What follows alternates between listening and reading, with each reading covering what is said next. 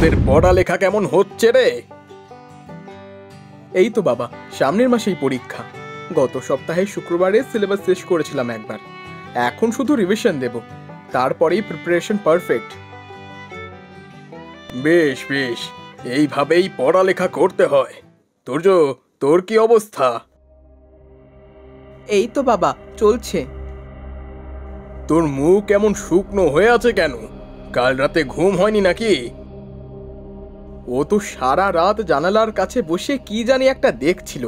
অমন করে কি দেখছিলি রে? ওই দূরে শ্মশানে কাল রাতে আলো জ্বলতে দেখছিলাম। এত রাতে শ্মশানে কে থাকতে পারে? তাছাড়া ওই শ্মশান তো পরিত্যক্ত, ওখানে তো কেউ মরা পোড়ায় না। এই সব নিয়ে এত ভাবার কি আছে? হতেও পারে ওখানে কেউ পূজা আর্চা করছিল, তাই বলে এইভাবে রাতের ঘুম বাদ দিয়ে আলো জ্বালা দেখতে হবে নাকি? চুপচাপ মন দিয়ে খা এখন, দুপুরে একটু ভালো করে ঘুমিয়ে নিবি। তোর কিন্তু পড়ালেখার অবস্থা খুব একটা ভালো না। মাস্টার মশাই আমাকে এই নিয়ে প্রায় অভিযোগ করে।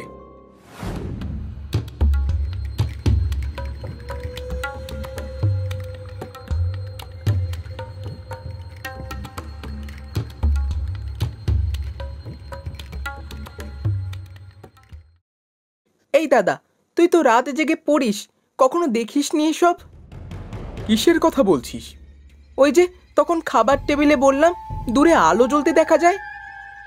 না রে, আমি কখনো এসব খেয়াল করিনি। আচ্ছা, আমাকে একটু বলতো তুই কি দেখেছিস? আর মনে হচ্ছে তুই অনেক ঘাবড়ে আছিস। দাদা, আমি প্রত্যেক শুক্রবার রাতে ঘুম ভাঙলে বাইরের দূরের শ্মশানে আলো জ্বলতে দেখি। অন্য কোনো সময় কিন্তু অমনটা দেখি না, প্রত্যেক শুক্রবারই দেখি শুধু। ব্যাপারটা একটু ভেবে দেখতে হচ্ছে তো। আচ্ছা শোন, সামনের শুক্রবার তুই আর আমি চুপি চুপি বাড়ি থেকে বেরোবো। বাবা যেন টের না পায়, বুঝলি? আর খবরদার, বাবাকে আর এসব নিয়ে কিছু বলতে যাস না।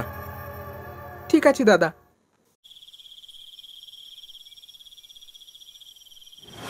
পরের শুক্রবারে তুর্য এবং তন্ময় রাতের আঁধারে ধীরে ধীরে বাড়ি থেকে বেরিয়ে যায়। তাদের বাবা নিজের ঘরে নিশ্চিন্তে ঘুমিয়ে থাকেন। তারা ধীরে ধীরে হাঁটতে হাঁটতে শ্মশানে চলে যায়।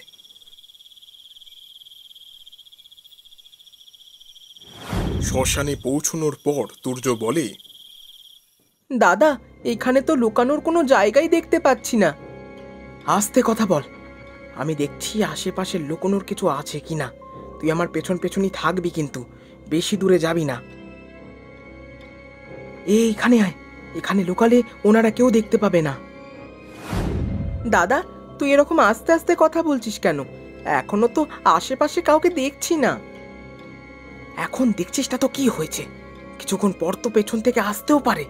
চুপচাপ এখানে ঘাপটি মেরে বসে থাক, দেখতে থাক সামনে কি হয়।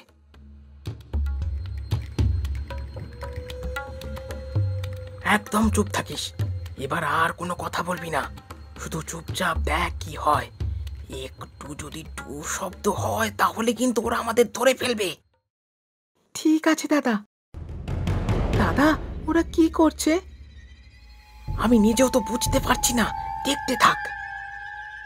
প্রভু, আসুন প্রভু, আপনার জন্য আমরা অধীর আগ্রহে আছি।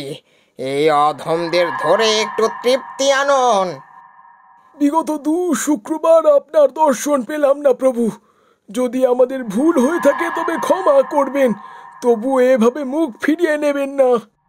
ক্ষমা করে দিন প্রভু, দরকার হলে শাস্তি বলে দিন। আমরা আমাদের অগাধ পাপের প্রায়শ্চিত্ত করে নিই, কিন্তু এইভাবে মুখ ফিরিয়ে নেবেন না। কে তাদের প্রভু?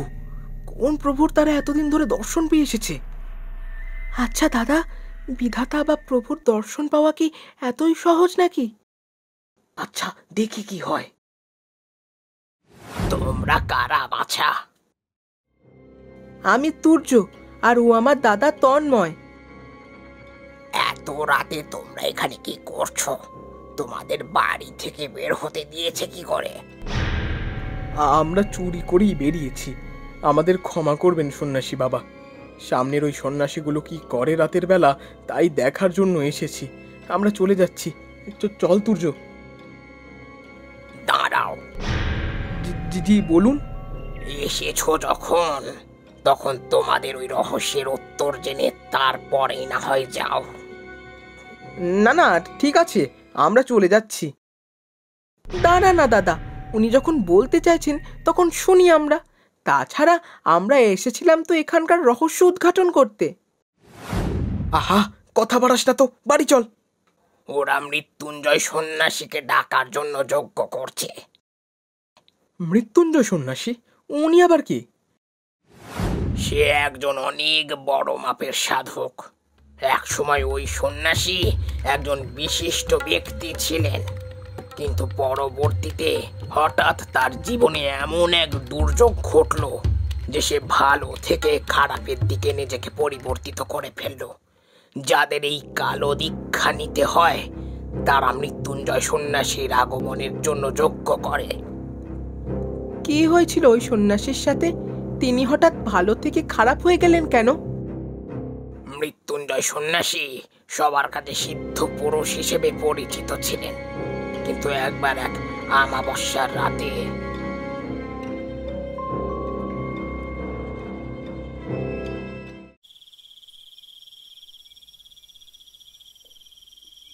মৃত্যুঞ্জয়, ও মৃত্যুঞ্জয়।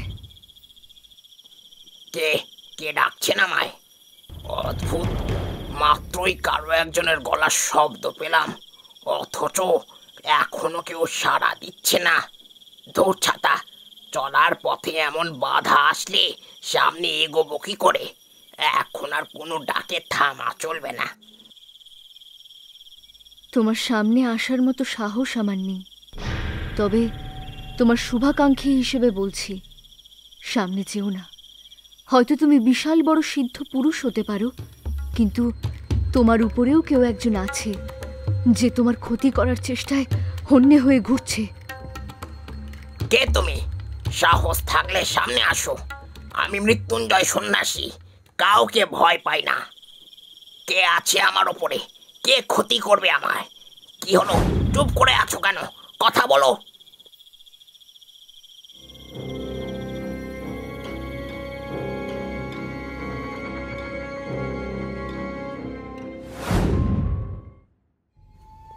যাক, অবশেষে এলাম।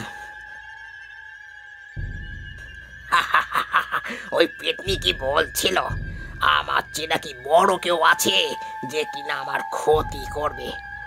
অত সাহস নিয়ে এ মুলুকে কেউ জন্মায়নি আজ পর্যন্ত। সে পেতনি নিজেই তো ভয়ে আমার সামনে আসতে পারেনি। যত সব। হে বিধাতা, হে মহাজগতের স্রষ্টা, বিশ্বমায়ের সমস্ত কল্যাণ তুমি আমাকে দাও। পৃথিবীর প্রতিটি অশুভ শক্তির বিরুদ্ধে লড়াই করার পূর্ণ ক্ষমতা দান করো আমায়।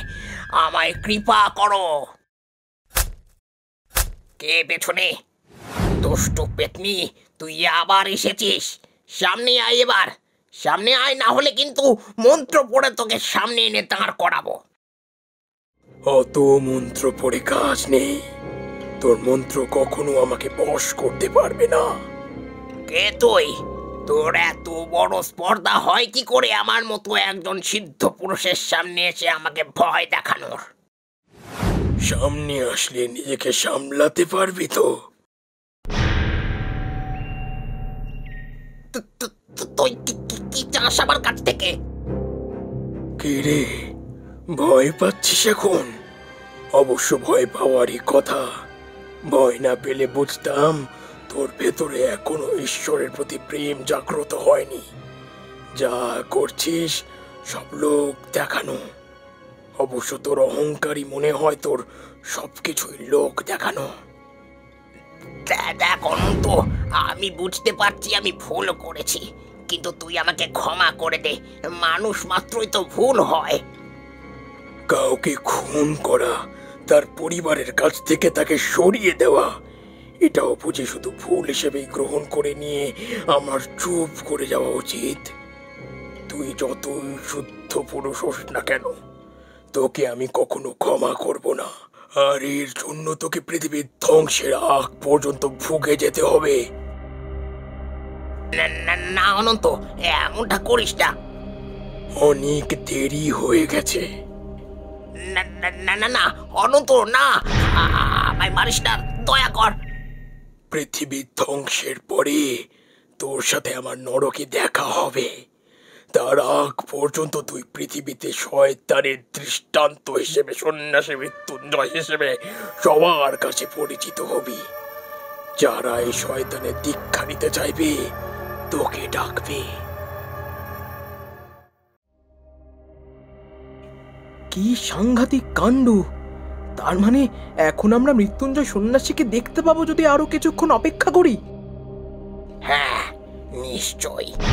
তবে আমার মনে হয় তোমাদের অপেক্ষার পালা শেষ হয়ে গেছে অনেক আগেই। এতক্ষণে তোমরা নিশ্চয়ই মৃত্যুঞ্জয় সন্ন্যাসীর দেখাও পেয়ে গেছো। মানে আমরা তো এখনো কাউকে আসতে দেখলাম না।